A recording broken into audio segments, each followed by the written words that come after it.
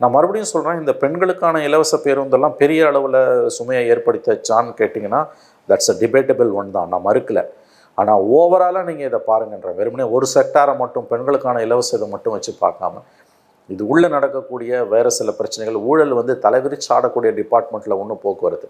நான் இந்த கவர்மெண்ட்டை மட்டும் சொல்லலை, எல்லா கவர்மெண்ட்டுமே கடந்த பல ஆண்டுகளாகவே நேஷ்னலைஸ் பண்ண, கலைஞர் நேஷ்னலைஸ் பண்ண காலகட்டத்திலேருந்து, குறிப்பாக வந்து உங்களுக்கு வந்து 2011க்கு பிறகு, அதுக்கு முன்னாலேருந்தே நம்ம எடுத்துக்கலாம், அதிகமாக வந்து கரப்ஷன் இருக்கக்கூடிய டிபார்ட்மெண்ட்டில் ஒன்று டிரான்ஸ்போர்ட்.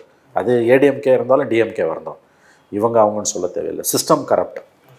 இப்போ அந்த கரப்ஷனை வந்து டிரான்ஸ்போர்ட் டிபார்ட்மெண்ட்டை நீங்கள் எப்படி வீட் அவுட் பண்ணுவீங்க? ஏன்னா இந்த கரப்ஷனோட இந்த டிபார்ட்மெண்ட்டை லாஸில் நடத்தி, அது என்ன தான் வந்து பப்ளிக் சர்வீஸு 500 பேருக்கு கிராமத்துக்கு 50 பேருக்கு கிராமத்துக்கு கூட நாங்கள் பஸ் ஓட்டுவோம்லாம் ரொம்ப நாள் இந்த ஆர்குமெண்ட் எடுப்படாது.